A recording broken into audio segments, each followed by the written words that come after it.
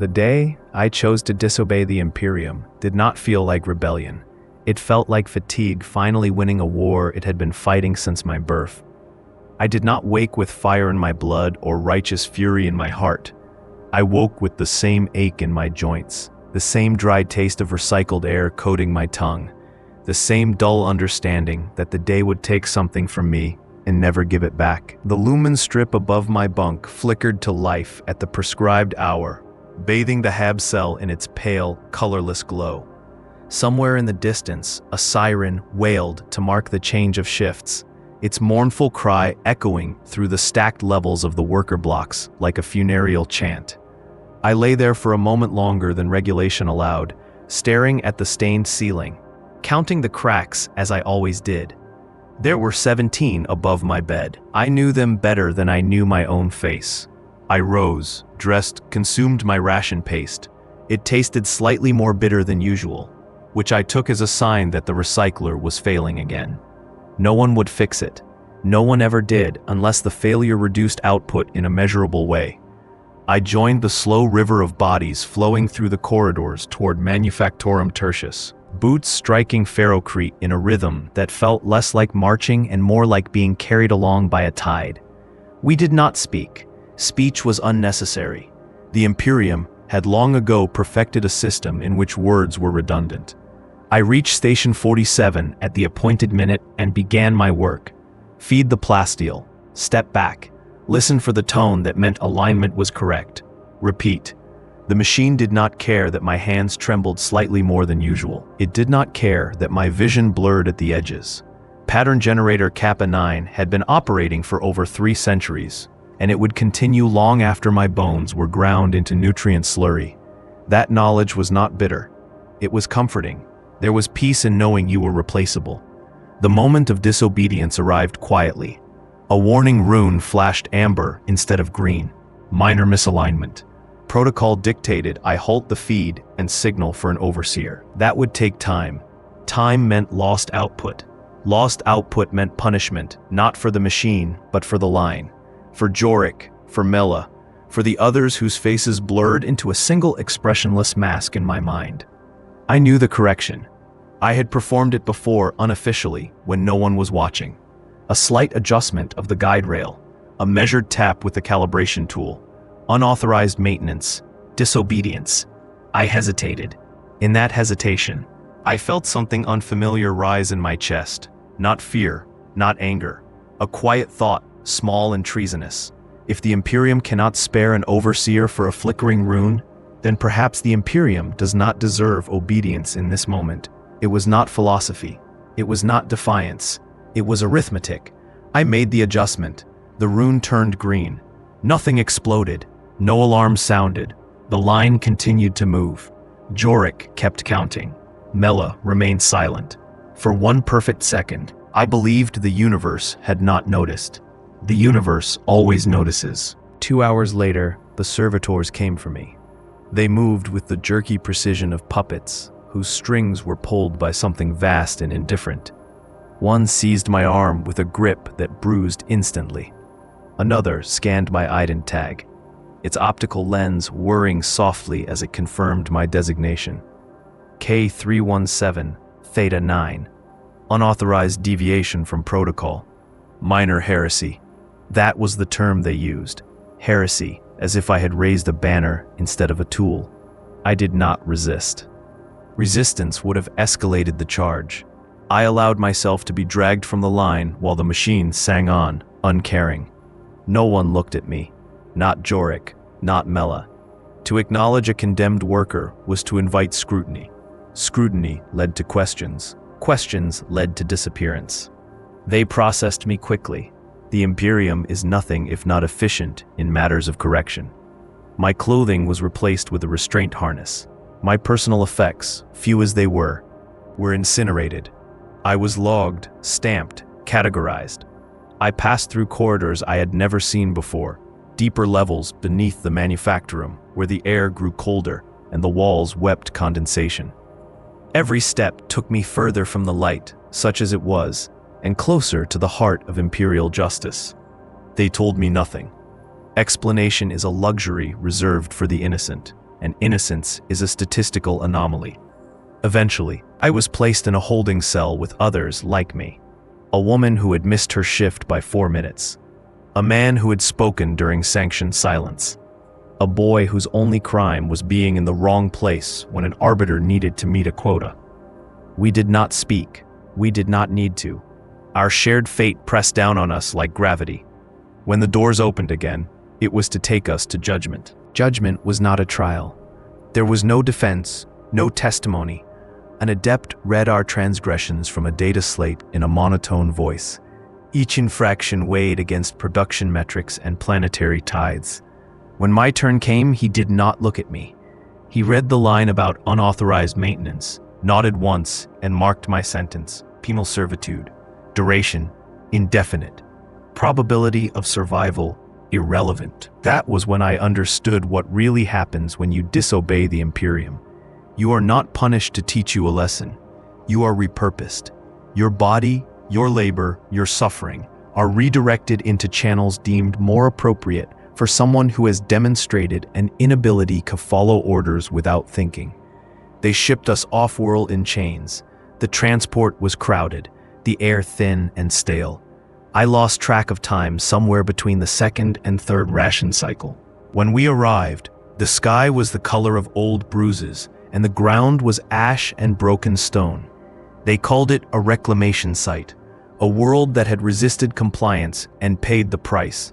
Our job was to make it useful again. Days blurred into each other. We dug, we hauled, we died. Those who fell were not mourned. They were cataloged and rendered down for reuse. I learned to work with pain as a constant companion, a dull roar beneath every thought.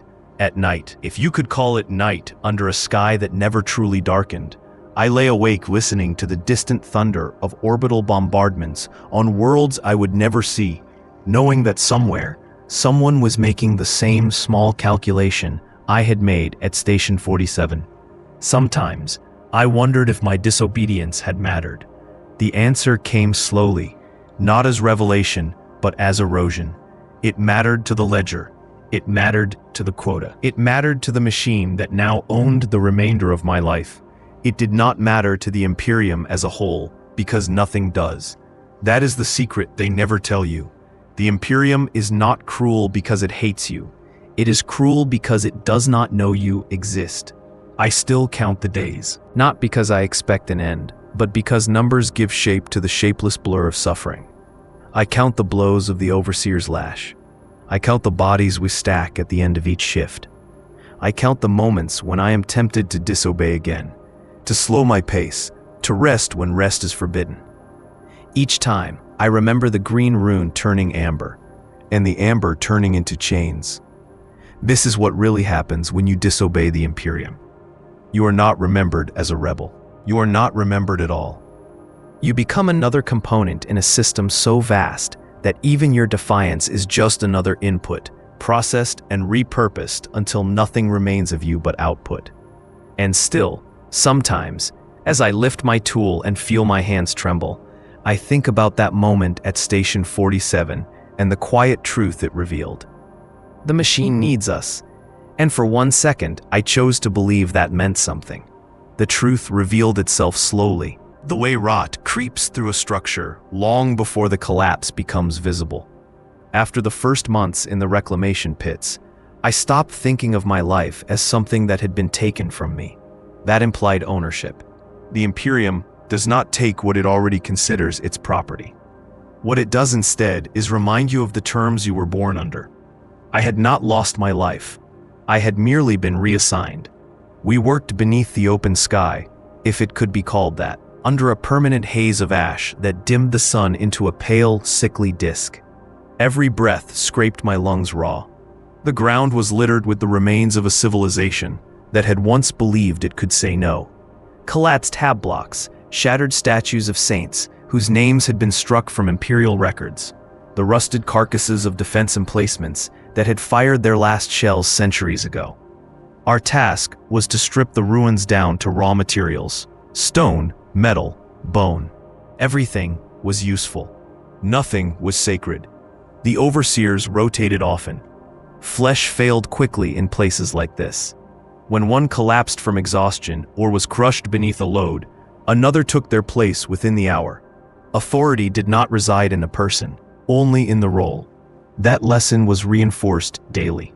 When an overseer barked an order, it did not matter who spoke. The words carried the weight of the Imperium itself. I learned the unspoken rules quickly. Never be the slowest. Never be the fastest. Speed invited scrutiny. Slowness invited correction. I learned how to fall without breaking bones, how to rest while appearing upright, how to let my mind drift to places that no longer existed while my body continued its labor. Survival became a series of small compromises, each one shaving away something I might once have called myself. At night, we were herded into barracks that stank of sweat and disinfectant. We slept stacked like cargo, our restraints magnetically locked to the frame so no one could wander. Sometimes someone screamed in their sleep. Sometimes someone did not wake up. The dead were removed before morning muster, their absence noted only by the slight redistribution of weight on the bunks. It was there that I met Halrix. He was older than me, though age in the pits was hard to measure. His face was a road map of scars, some old enough to have faded into pale lines, others still angry and fresh. He had been an administrative scribe once. His crime was a clerical error that delayed a tithe shipment by 3 hours. 3 hours had been enough to trigger an audit. An audit had been enough to condemn him. He spoke quietly, always when the overseer's footsteps faded into the distance. He told me stories of the Imperium that did not match the catechisms we were taught as children. Not blasphemies exactly, just omissions filled in. He spoke of worlds where compliance had been voluntary once, of governors who believed loyalty could be earned rather than enforced. Those worlds no longer existed. Their ashes were beneath our feet. Listening to him was dangerous. Knowledge itself is a form of disobedience when it is not sanctioned. But his words gave shape to something I had felt since Station 47. The Imperium does not fear rebellion, it fears unpredictability. A man who disobeys once might obey again under sufficient pressure. A man who thinks might decide when obedience is optional. Halrix did not last long. One morning he failed to rise at the signal. The med servitors declared him unfit for continued labor. He was taken away before I could say anything. I never saw him again. His absence left a hollow space in the barracks, a silence that felt heavier than his quiet voice ever had. Time lost meaning after that. Days blended together into a single, unbroken stretch of labor and exhaustion. I marked the passage of years by the changes in my body. The way my hands stiffened in the cold. The way my vision dimmed. The way pain stopped being something I reacted to and became something I carried. Then came the inspection. The Imperium loves its inspections. They are rituals of reassurance, moments where the machine looks at itself and declares everything acceptable.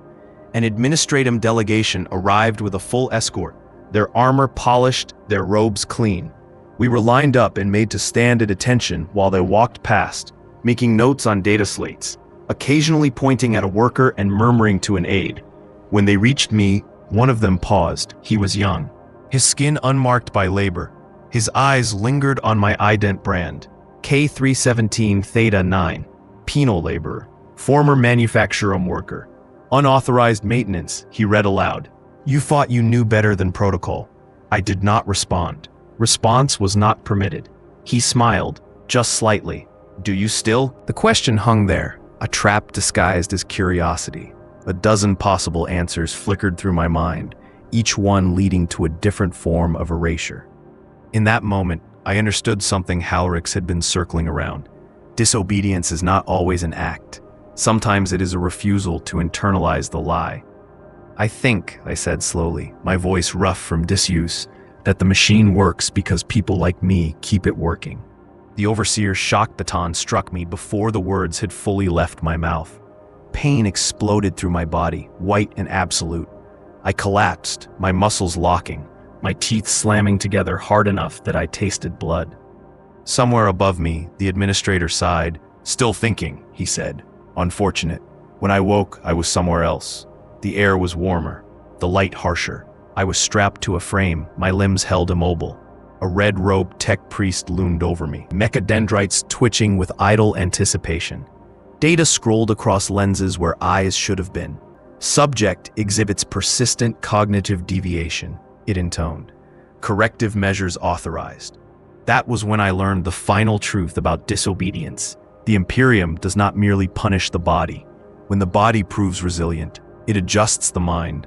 The procedures were precise, efficient. Pain was applied not as punishment, but as calibration. Memories were probed, reinforced, excised. The moment that Station 47 was isolated, replayed, examined from every angle until it lost whatever quiet meaning it had once held. They showed me projections of the line after my removal, how output dipped briefly, then stabilized, how another worker took my place within minutes, how the machine never noticed my absence. They did this not to mock me, but to educate, to strip away the illusion that my choice had mattered. When they were finished, they left me with one thought burned deep and bright into my consciousness. Obedience is survival. Thought is deviation. Deviation is inefficiency. I was returned to the pits after that. I still work, I still breathe, I still count, but something inside me has been sanded smooth, worn down by deliberate design. Sometimes, late at night, when the ash falls just right and the sky flickers with distant orbital fire, I feel a ghost of that earlier fatigue stir, the kind that leads to questions. When that happens, I tighten my grip on my tool and focus on the rhythm. Feed, lift, carry, repeat. Because now I know exactly what happens when you disobey the Imperium. It does not end your life, it corrects it. After the correction, the days became quieter inside my head. Not peaceful, quiet in the way a sealed chamber is quiet. Every sound dampened, every vibration absorbed before it can resonate. The thoughts still came, but they arrived blunted, stripped of sharp edges. Questions dissolved before they could fully form. Anger slid away before it could take root. The Imperium had not removed my will. It had narrowed it, focused it into a channel so tight there was no room left to wander. I was reassigned again, not back to the open pits, somewhere more controlled, somewhere more useful for someone who had demonstrated a tendency to think. They marched me through a complex buried deep beneath the reclamation site, past doors marked with sigils I did not recognize, and warning glyphs that pulsed softly with restrained power. The air hummed here, thick with the sound of machines that were never meant to sleep. Eventually they stopped me before a chamber, where the walls were lined with alcoves. Each alcove held a figure like me, restrained, augmented, their bodies fused with tools and interfaces. Some still breathed on their own. Others relied entirely on the systems threaded through their flesh. Asset conversion, an overseer said, more to the data slate than to me. Laborer designation upgraded. Upgraded. The word echoed strangely in my mind. They made changes, more changes. My spine was reinforced, my optic nerve linked to targeting arrays, my hands reshaped to better grip the control yokes of industrial weaponry.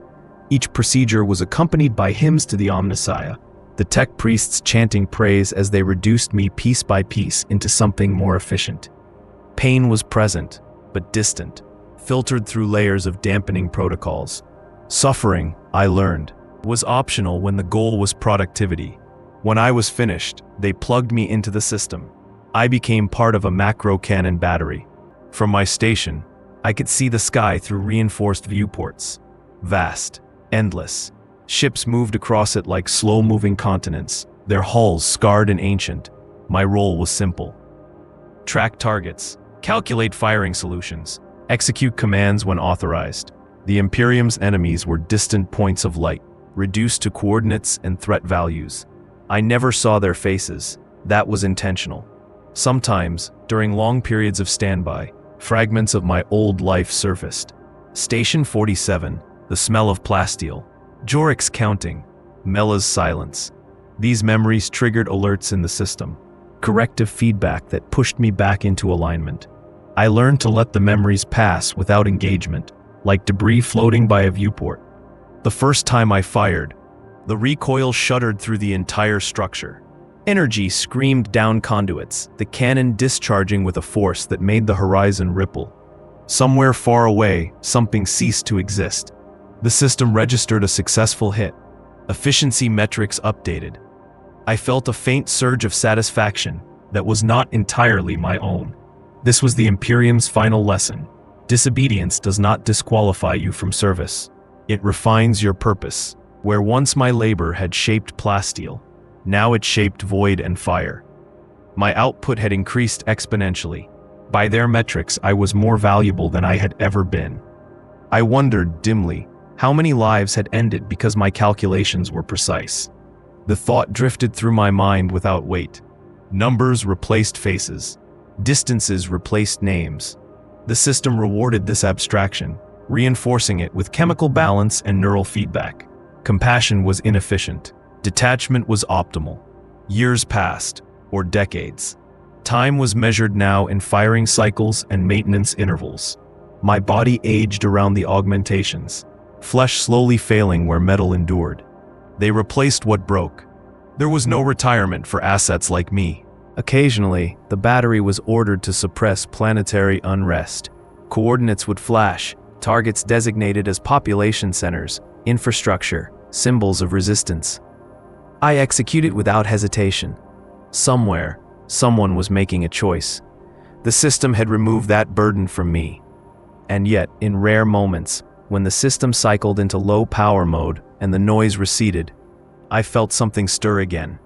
A memory not of rebellion, but of that quiet calculation at Station 47. The understanding that the machine needs us, that without human hands, human minds, it is nothing but inert mass. The thought was dangerous. The system detected it immediately, flooding my mind with corrective signals. But it never quite erased it. Perhaps because some fragment of the Imperium understands this truth as well.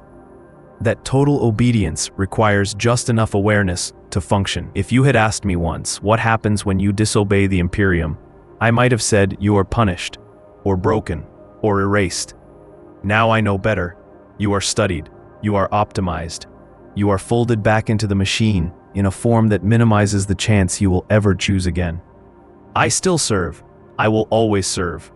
My body is bound to systems older than memory, my mind constrained by layers of control and doctrine.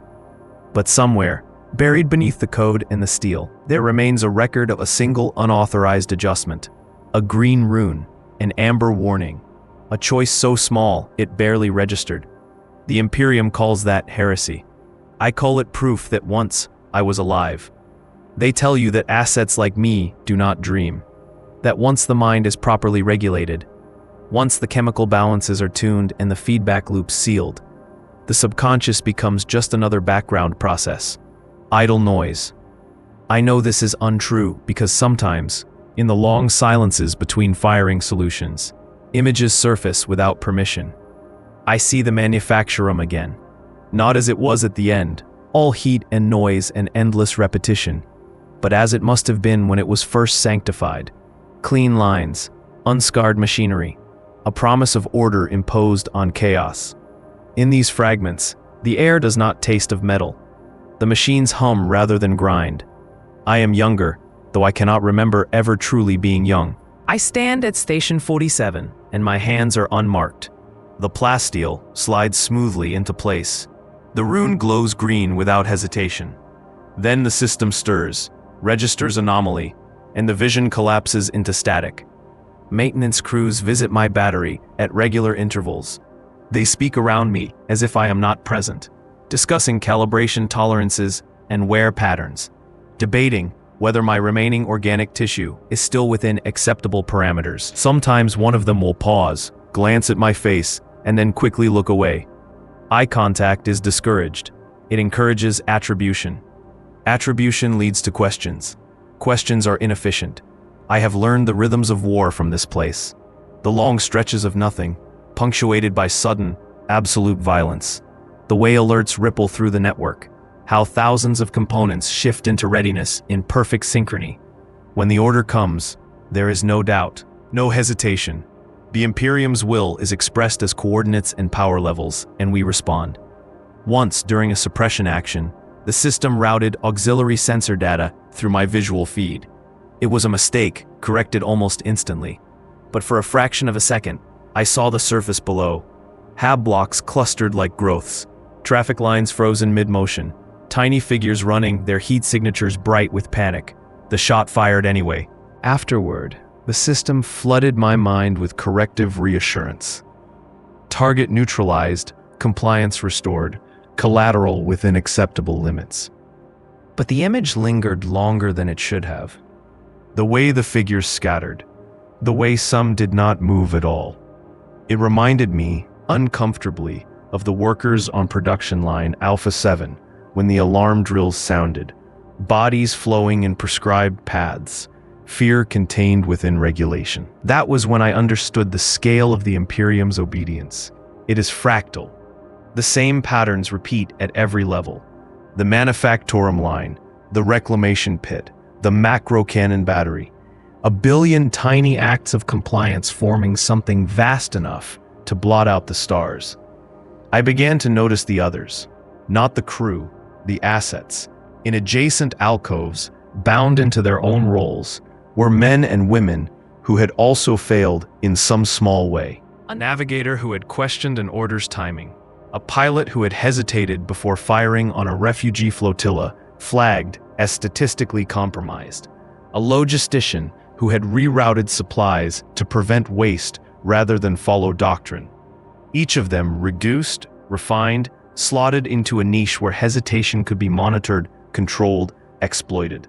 Sometimes our system synchronized during maintenance cycles. In those moments, I felt the faintest brush of other minds. Not words, not thoughts, impressions, regret, acceptance. Something like pride, twisted into a shape that fit service.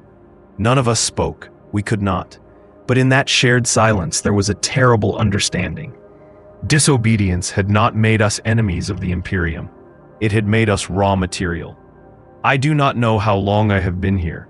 Time, once counted in shifts and days, has become an abstraction.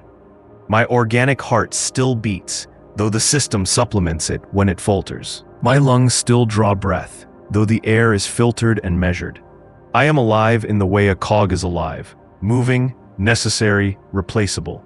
Occasionally, an alert will ripple through the network announcing the loss of an asset.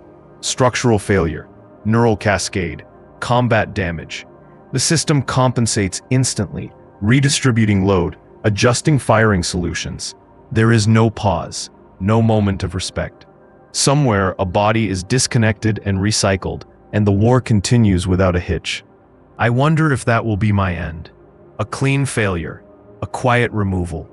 Or if I will persist until there is nothing left of me but metal and code, my original designation reduced to a corrupted entry in an ancient ledger. Sometimes when the system enters deep standby and the chemical suppressants dip just enough to allow a thought to stretch its legs, I return to that morning. Not the adjustment, not the punishment, the fatigue, the simple, crushing weariness of a life reduced to repetition. That was the seed of it all. Not hatred of the Imperium, not love of freedom, just exhaustion. The Imperium does not account for exhaustion. It accounts for output.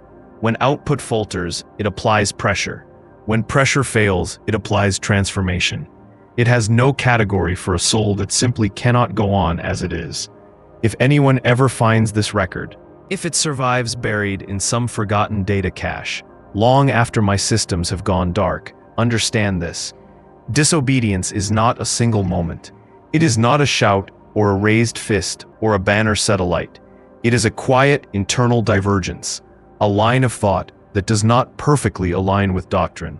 The Imperium will find that divergence. It will measure it, and it will decide how best to use what remains of you. I am still here, still calculating, still firing when commanded. The stars burn and die at coordinates I help define. Worlds learn compliance through equations I solve. And yet, beneath all of it, beneath the layers of steel and code and enforced calm, there is a memory that has never quite been erased. A worker at Station 47, a flickering rune, a choice so small it should have been meaningless. That choice did not change the Imperium, but it changed me. And in the end, that was enough to condemn me to serve it forever. Eventually, even the systems grow tired of you. Not in the way flesh does, with pain and weakness, but in the way ancient machines begin to show inefficiencies. My response times slipped by fractions of a second. My organic components required more frequent stabilization. My thoughts, despite all regulation, continued to produce low-level divergence flags. Nothing dramatic, nothing urgent, but enough to be noticed. The Imperium notices everything eventually. A priority notice propagated through the network one cycle without the usual alarms. No red warnings, no urgency. Just a quiet reclassification. Asset K317 Theta 9 flagged for decommission and redistribution. I understood the language now. Decommission did not mean release. Redistribution did not mean mercy. They powered me down slowly, layer by layer. Weapon systems offline. Targeting arrays dark. External feeds severed. As each system went silent, the noise inside my head lessened until there was room again for something dangerously close to clarity. In that stillness, memories returned more fully than they ever had before. The walk to Manufactorum Tertius, the exact rhythm of my steps, the way steam hissed from the pipes overhead. Jorik's whisper counting, Mella's silence, the grinding song of Kappa 9, so constant it disappeared into the background of existence. I remembered believing that if I just followed the rules closely enough, carefully enough, nothing truly bad would happen to me. I understood now why that belief exists. It is necessary. The Imperium could not function if its people truly understood how small the margin is. How obedience does not protect you, it only delays your turn. How loyalty is not rewarded, merely exhausted until something breaks. They moved what was left of me to a processing vault. I could no longer see, could no longer move, but I could still think, which felt like a final administrative oversight. Around me, I sensed other remnants being cataloged. Minds stripped down to fragments, experiences reduced to data, lessons extracted and archived. That, I realized, was my final purpose. Not the labor, not the weapons, the example. Somewhere, an administratum clerk would adjust a doctrine footnote. Some training cogitator would include a probability modifier. Some overseer would hesitate a fraction less before authorizing corrective action. My entire existence reduced to a marginal improvement in imperial efficiency. And then finally, the system reached for the last thing it had not yet taken. The moment. That small, quiet instant at Station 47. The flickering rune. The decision that should have meant nothing. As the process began to overwrite it, I felt something unexpected. Not fear. Not regret. Relief.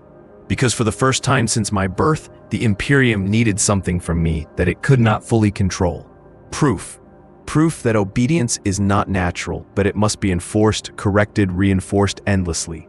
Proof that even the most insignificant worker, performing the smallest unauthorized act, introduces uncertainty into a machine that claims perfection. The memory faded. Systems went dark. If this record survives, if it is ever read by someone standing where I once stood, feeding plasteel into a machine that does not know their name, understand this one thing. Disobedience does not make you a hero. It does not make you free. It does not change the Imperium, but it proves that you were human. And that is why the Imperium can never allow it to last. There's a final stage they do not bother to document.